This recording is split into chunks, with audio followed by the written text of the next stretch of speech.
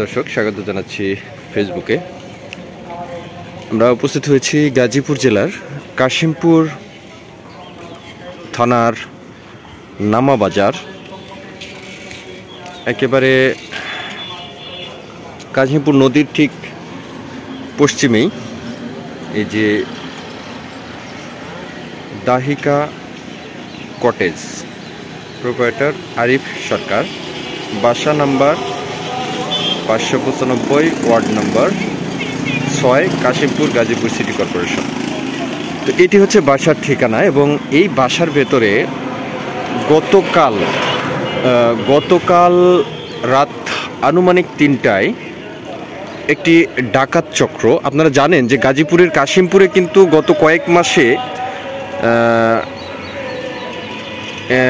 একাধিক এবং কয়েকটি প্রায় 5-এর অধিক ডাকাতি হয়েছে এই বাসার ভেতরে। গতকাল রাতেও তেমনি একটি ঘটনা ঘটেছে। এখানে স্থানীয় সূত্রে জানা যায় যে এই বাসার ঠিক এই যে পাশে যে আম গাছ রয়েছে, আমরা স্থানীয় সূত্রে জানতে পেরেছি যে এই আম গাছের ওপর দিয়ে নাকি ডাকাত চক্র ভেতরে প্রবেশ করে এবং ভেতরে প্রবেশ করার পরে এই বাসা থেকে 11,50,000 টাকা এবং 6 ভরি স্বর্ণ অলংকার তারা ডাকাতি করে নিয়ে যায়। এবং বাসার ভেতরে যে মালিকরা ছিল সেই মালিকদের কিন্তু অস্ত্রের মুখে জিম্মি করে এইভাবে তারা স্বর্ণ অলংকার সহ টাকা পয়সা ডাকাতি করে নিয়ে যায়। তো এই বিষয়ে কিন্তু আমরা দেখেছি যে কাশিমপুর থানা পুলিশ, সিআইডি পুলিশ এবং বিশেষ করে আইনশৃঙ্খলা বাহিনীর যারা রয়েছেন তারা কিন্তু এসেছেন এবং বিষয়টি নিয়ে তদন্ত করছেন যে আসলে এই কিভাবে এবং কারা এই ডাকাতির ঘটনা ঘটিয়েছে। তারা স্থানীয় সূত্রে জানা গেছে যে 8 থেকে 10টি ডাকাত দল বাসার ভিতরে প্রবেশ করে ডাকাতি করে নিয়ে যায়। তো এই বিষয়ে আমরা কথা বলেছি স্থানীয় এবং যারা এখানকার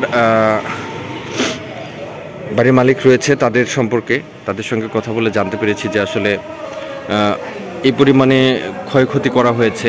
তো এই বিষয়ে আমরা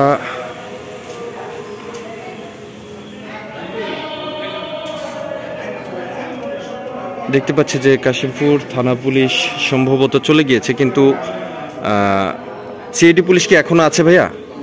সবাই চলে গেছে না? আচ্ছা, ঘটনাটা কয়টা বাজে ঘটেছিল একটু বলেন তো? 3টার দিকে না? কত টাকা ক্ষতি করেছে, মানে কি কি নিয়ে গেছে? আচ্ছা, স্বর্ণ 10 ভরি, 12 লক্ষ টাকার মতো। আচ্ছা আচ্ছা। বাসায় কে কে ছিল?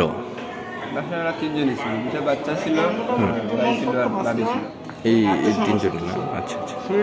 আসলে শুনলেন যে ঘটনাটি ঘটেছে, আসলে খুবই এটি থেকে রক্ষা পাবে কাশিমপুরবাসী কতদিন নাগাদ, এটি আসলে প্রশ্ন থেকেই যায়। কারণ যেই ঘটনাগুলো ঘটছে একের পর এক কাশিমপুরে, এই ডাকাতির ঘটনা, এটি কিন্তু নতুন নয়, এর আগেও এমন ঘটনাই ঘটেছে।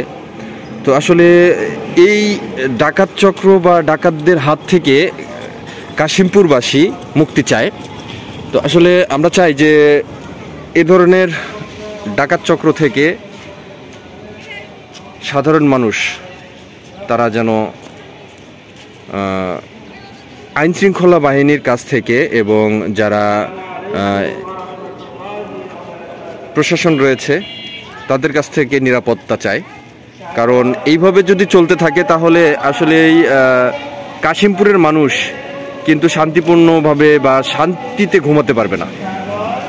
তো এই বিষয়ে আইনি পদক্ষেপ চেয়ে, আসলে কঠোর পদক্ষেপ চেয়ে আমরা